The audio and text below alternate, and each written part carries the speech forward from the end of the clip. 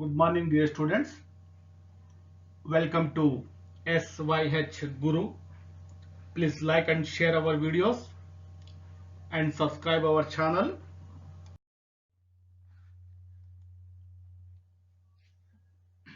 Page number 31 చూసినట్టయితే మనకు text బుక్లో లెసన్ ఇక్కడ నుంచి స్టార్ట్ అవుతుంది.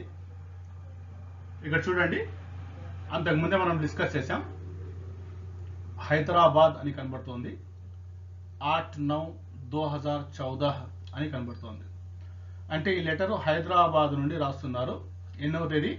8/9/2014.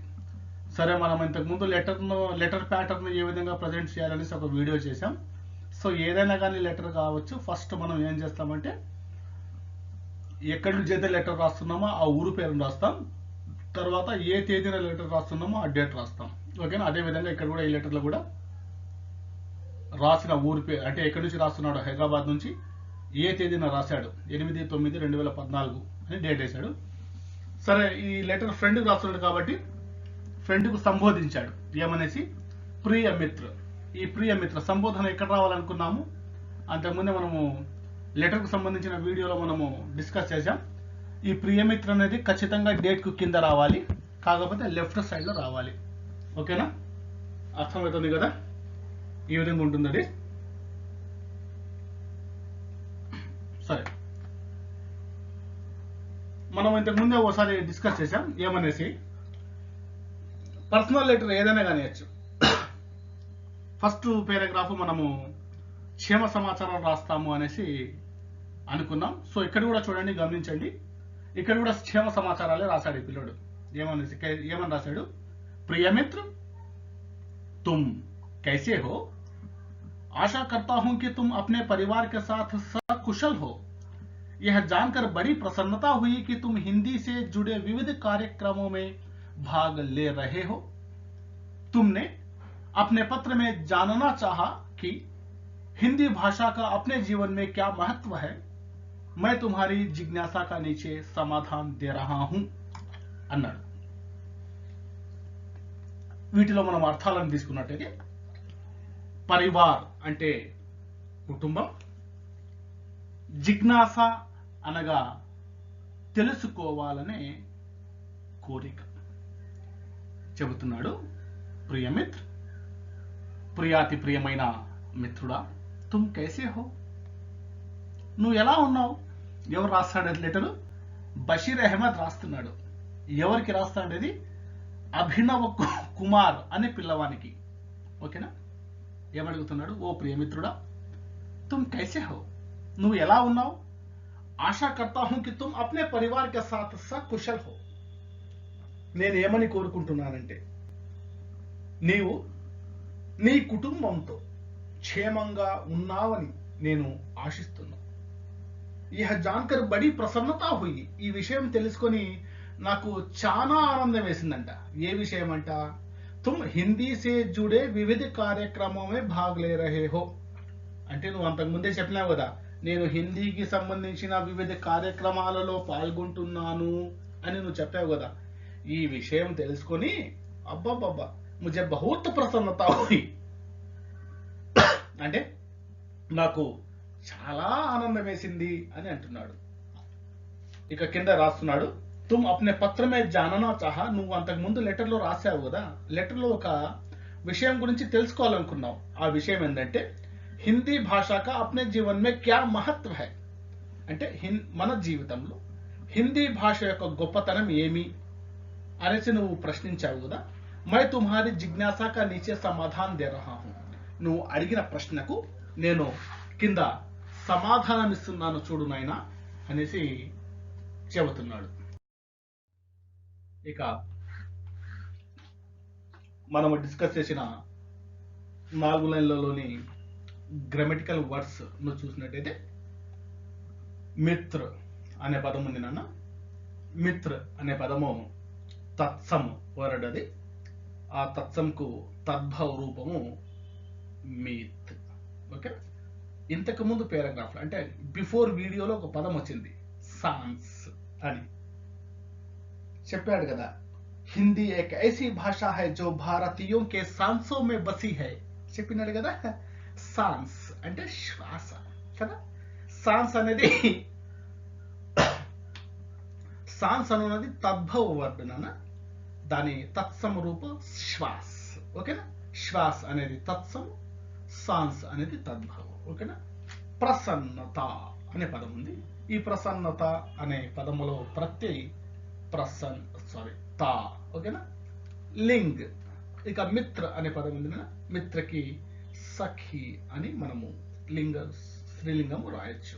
ఉపసర్గలో సకుశల్ అనే పదం ఉంది. సకుశల్ అనే పదములో ఉపసర్గ ఏంటంటే స. సువికసిత్ అనే పదములో ఉపసర్గ సు. ప్రతిక్షణ అనే పదములో ఉపసర్గ ప్రతి. ఓకేనా. విదేశ్ అనే పదములో ఉపసర్గ వి. ఇది గత పారాగ్రాఫ్ కు సంబంధించిన గ్రామటికల్ వర్డ్స్. ఇంతకు ముందు అయితేనన్నా మనం పాఠమంతా డిస్కస్ చేస్తూ ఉంటుంది, ఆ తర్వాత గ్రామటికల్ వర్డ్స్ ను ఒకే వీడియోలో చేస్తుంటున్నాను. కానీ ఇక్కడ నుంచి ఇప్పుడు నుంచి ఏం చేస్తున్నామంటే మనం పాఠంతో పాటే గ్రామటికల్ వర్డ్స్ ను కూడా డిస్కస్ చేసుకుంటూ వెళ్తున్నాం. రైట్. ఇక నెక్స్ట్ పారాగ్రాఫ్ ని చూసినట్టయితే ఇక్కడ ఏమంటున్నాడు, भारतीय स्वतंत्रता संग्राम में देश को एकता के सूत्र में बांधने के लिए एक भाषा की आवश्यकता हुई। यह काम हिंदी से ही साध्य हो सका। आज हमें एक से अधिक भाषाएं सीखना जरूरी है, जिनमें हिंदी और अंग्रेजी का स्थान महत्वपूर्ण है। हिंदी से हम सारे भारत की पहचान अच्छी तरह से कर सकते हैं। भारत के अलग अलग प्रांतों में अलग अलग भाषाएं बोली जाती हैं। हमें भारत के सभी प्रांतों से जुड़ने के लिए एक भाषा की आवश्यकता होती है, जिसे सारे भारत के वासी जानते हैं। वैसी भाषा ही हिंदी है, जो सारे भारतीयों को एकता के सूत्र में बांधती है। हिंदी अपने शाब्दिक अर्थ से भी भारतीय कहलाती है। इसलिए देश के वर्तमान और भविष्य को ध्यान में रखकर भारतीय संविधान ने अनुच्छेद 343 एक के तहत हिंदी को 14 सितंबर 1949 को राजभाषा के रूप में गौरवान्वित किया है। तब से हम हर वर्ष 14 सितंबर को हिंदी दिवस मनाते हैं. ఓకే, వీటిలో మనము అర్థాలను తీసుకున్నట్టయితే జరూరీ అంటే అవసరం అని, జరూరీ అంటే అవసరం అని. పహచాన్ అనగా గుర్తు, పహచాన్ అంటే గుర్తు. ఆవశ్యకత అనగా అవసరం, ఆవశ్యకత అంటే అవసరం. మీ టెక్స్ట్ బుక్ లో ఎక్కడైతే ఈ పదం ఉంటుందో ఆ పదం కింద అండర్లైన్ చేసుకొని వాటికి అర్థాలు రాసుకోండి. ఓకేనా. ఆవశ్యకత అంటే అవసరం. మాంగ్ అంటే డిమాండ్ అని. సంవిధాన్ అనగా రాజ్యాంగము. అనుచ్ఛేద్ అంటే ఆర్టికల్ అని.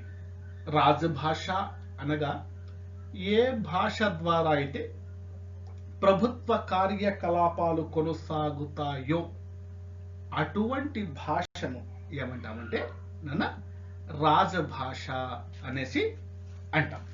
ఓకేనా. స్వతంత్రతా సంగ్రామ్ అంటే నాన్న స్వాతంత్ర సమరము అని, లేదా స్వాతంత్ర పోరాటము అని. సీఖనా అంటే నేర్చుకొనుట. అంగ్రేజీ అంటే ఇంగ్లీష్ లాంగ్వేజ్ అని. శాబ్దిక్, శాబ్దిక్ అంటే పద సంబంధమైన. ఓకే. హిందీ దివస్ అంటే హిందీ దినోత్సవము అని. ఇక్కడ చెబుతున్నాడు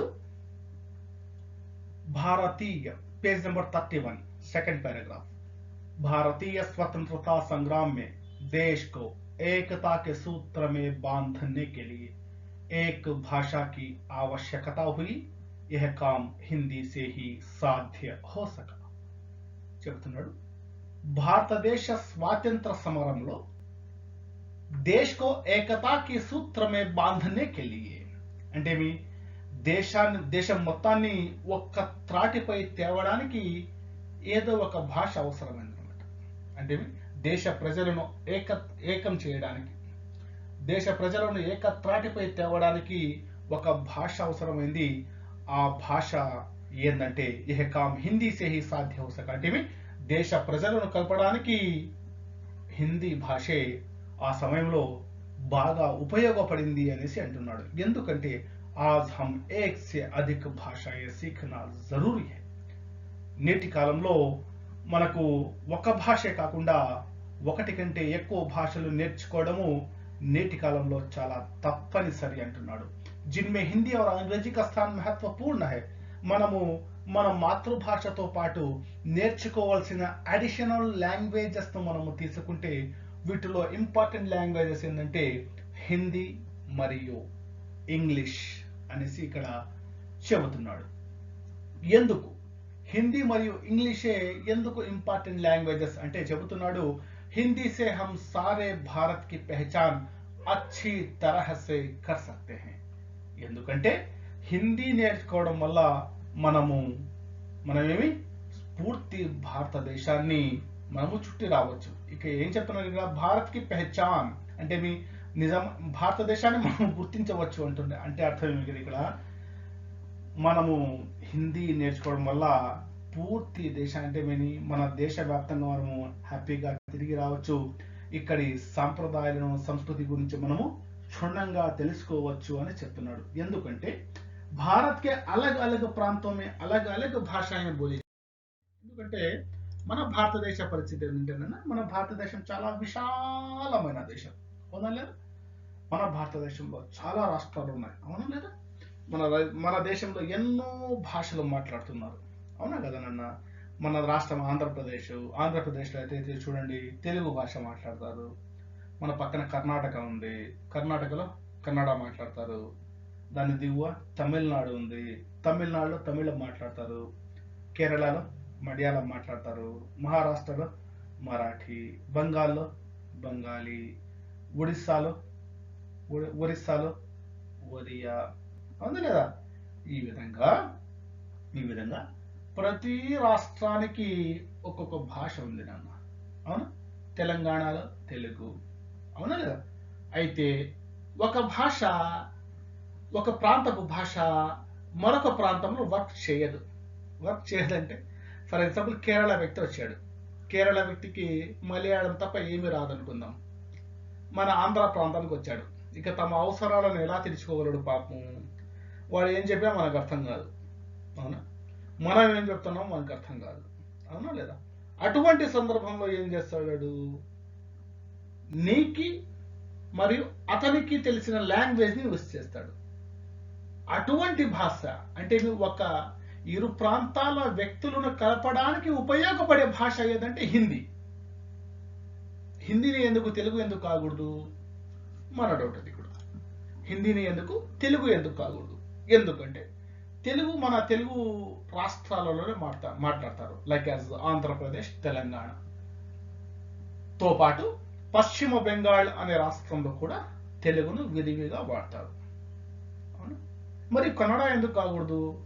కన్నడ అనేది కర్ణాటక రాష్ట్రంలో మాత్రమే వాడతారు. అయితే హిందీ భాష అనేది బీహార్, ఛత్తీస్గఢ్, హర్యానా, హిమాచల్ ప్రదేశ్, జార్ఖండ్, మధ్యప్రదేశ్, రాజస్థాన్, ఉత్తరప్రదేశ్, ఉత్తరాఖండ్, ఢిల్లీ లాంటి పెద్ద పెద్ద రాష్ట్రాలలో దాదాపు 12 రాష్ట్రాలలో హిందీ భాషను మాతృభాషగా వాడతారు. కాబట్టి అంటే దేశంలోని చాలా మంది ప్రజలకు తెలిసిన భాష హిందీ కాబట్టి మనము హిందీని అడిషనల్ లాంగ్వేజ్ గా నేర్చుకోవడము చాలా అవసరము, చాలా మంచిది అనే విషయాన్ని ఇక్కడ తమ ఫ్రెండ్ కు అభినవ్ కుమార్ కు బషీర్ అహ్మద్ చెబుతున్నాడు అన్నమాట. ఇలా చాలా రాష్ట్రాల ప్రజలకు అంటే దాదాపు 50% భారతదేశ ప్రజలకు తెలిసిన భాష హిందీ. కాబట్టి నాటి కాలంలో కూడా అంటే స్వాతంత్ర సమర సమయంలో స్వాతంత్ర పోరాట సమయంలో మన దేశ ప్రజలను ఏకం చేయడానికి హిందీ భాషనే నాడు మన జాతీయ నాయకులైన శ్రీ మహాత్మా గాంధీ గారు కావచ్చు, మరియు మన దేశ నాయకులు అయిన జవహర్లాల్ నెహ్రూ గారు కావచ్చు, ఇలా అందరూ తమ స్వాతంత్ర భావాలను, జాతీయ భావాలను ప్రజలలో నింపడానికి వాడిన భాష ఏది? హిందీ. అర్థమైందా కాలేదన్నా? ఈ విధంగా చెబుతున్నాడు ఇక్కడ ఏమనేసి,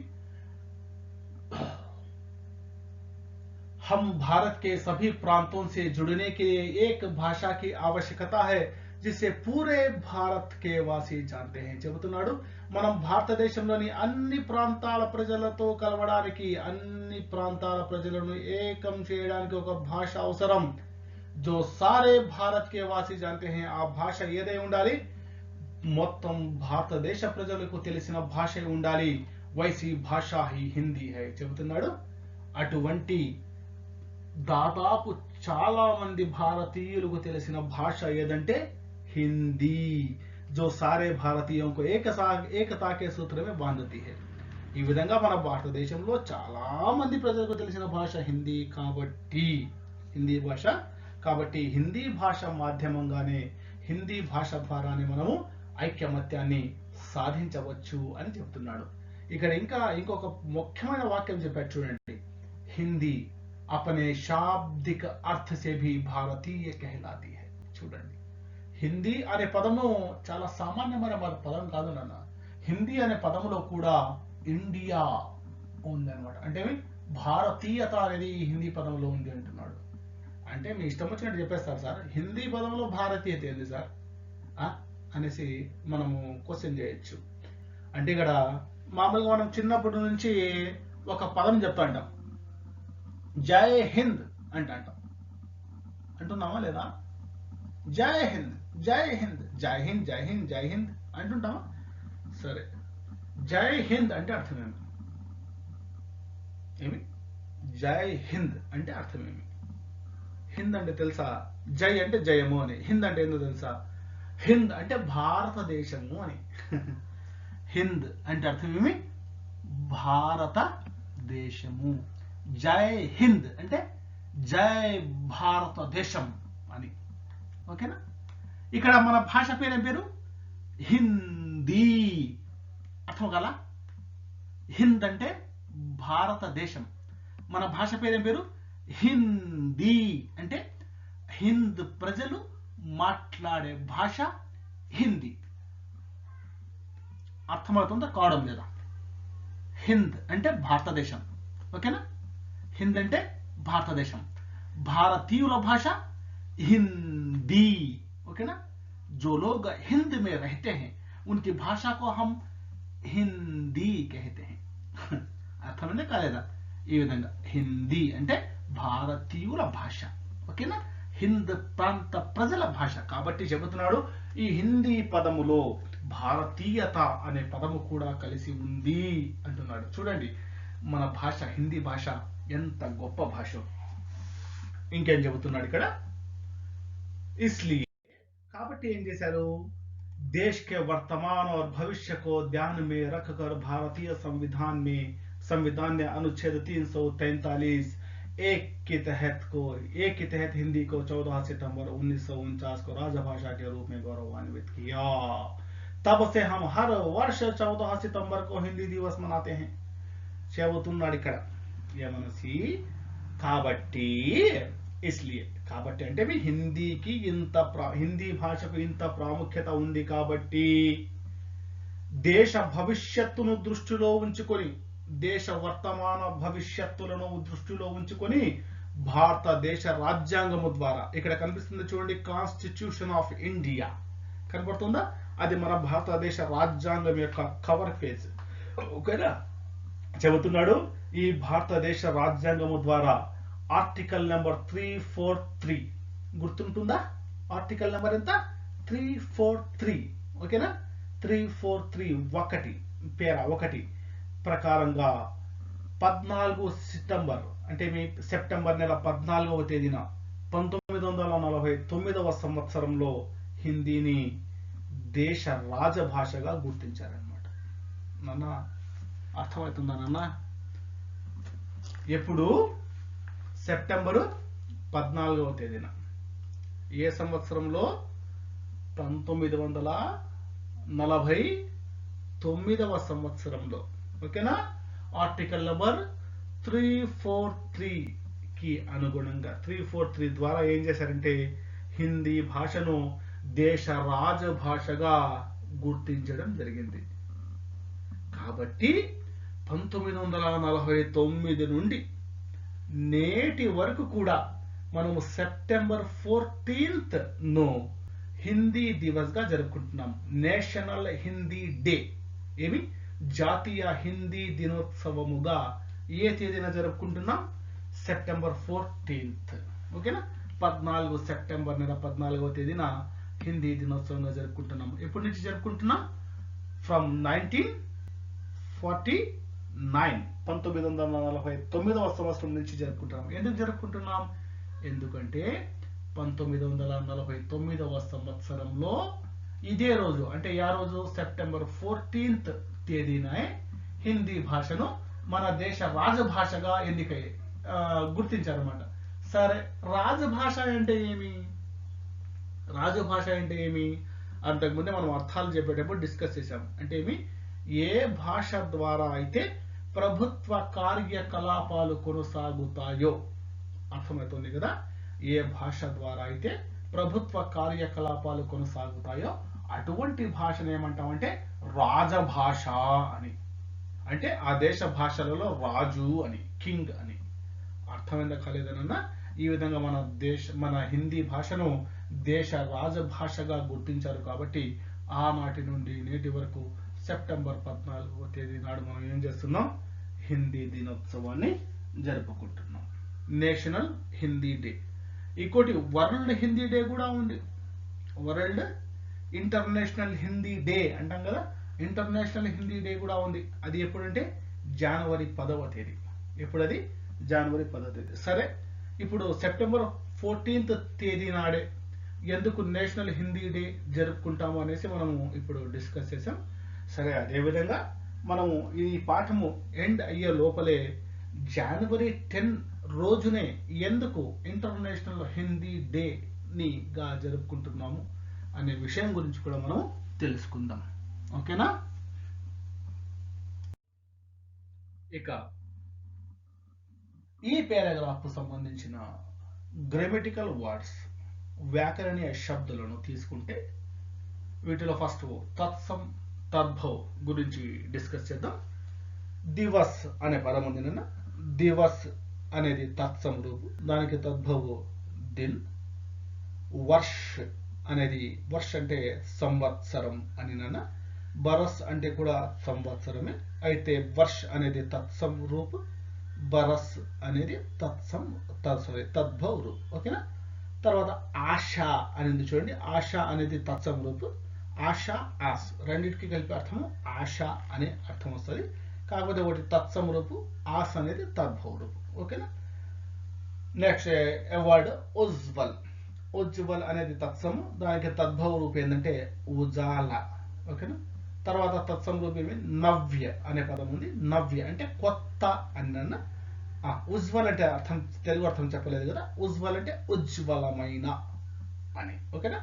నవ్య అంటే కొత్త అని, దానికి తద్భవ రూపు ఏంటంటే నయా అని. ఓకేనా? ఇక వీటిలో మనము ప్రత్యేకి సంబంధించిన పదాలు ఏమేమి ఉన్నాయో చూద్దాం.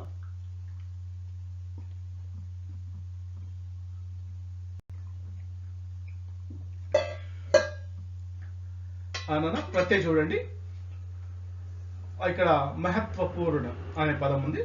ఈ మహత్వపూర్ణలో ప్రత్యయ పూర్ణ. శాబ్దిక్ అనే పదం ఉంది, వీటిలో ప్రత్యయ ఇక్. రఖ్ కర్ అనే పదం ఉంది, వీటిలో ప్రత్యయ కర్. ఏకతా అనే పదం ఉంది, వీటిలో ప్రత్యయ తా. ఓకే. ఇక వ్యతిరేక పదాలను చూసినట్టయితే విలోమ శబ్ద ఆవశ్యకత. ఆవశ్యకత అంటే అవసరం అని, దానికి వ్యతిరేక పదము అనావశ్యకత. అంటే అర్థం ఏంటంటే అనవసరం అని. ఓకేనా. సాధ్య అంటే సుసాధ్యం అని నాన్న. దానికి వ్యతిరేక పదము అసాధ్య అంటే అసాధ్యము అని, సాధ్యము అసాధ్యము అని. అధిక్ అనే పదం ఉంది. అధిక్ అంటే ఎక్కువ. దానికి వ్యతిరేక పదము తక్కువ అని, కమ్ అని. ఓకేనా. తర్వాత మహత్వపూర్ణ అని ఉంది చూడండి. మహత్వపూర్ణ అంటే ముఖ్యమైనది అని. ఓకేనా. దానికి వ్యతిరేక పదము మహత్వహీన్. ఓకేనా. ఇక్కడ ఏకత అనే పదం ఉంది. ఏకతకి వ్యతిరేక పదము అనేకత. ఓకేనా. ఇక సంధి, ఇక్కడ వీటిలో మనము సంధికి సంబంధించిన పదాలను డిస్కస్ చేసినట్టయితే భవిష్య అనే పదం ఉంది. భవిష్య అనే పదాన్ని మనము విడగొట్టవలసి వచ్చినప్పుడు భో ప్లస్ ఇష్ భవిష్య అని మనం రాయొచ్చు. అంతర్రాష్ట్రీయ అనే పదం ఉంది నాన్న. అంతర్రాష్ట్రీయ అనే పదాన్ని మనం విడగొట్టినప్పుడు అంతః ప్లస్ రాష్ట్రీయ అని మనం వాటిని విడగొట్టవచ్చు. సంవిధాన్ అనే పదం ఉంది. ఈ సంవిధాన్ అనే పదానికి సంధి విచ్ఛేద్ని చేయవలసి వచ్చినప్పుడు సం ప్లస్ విధాన్ అని మనము అక్కడ రాయవలసి ఉంటుంది. ఓకేనా.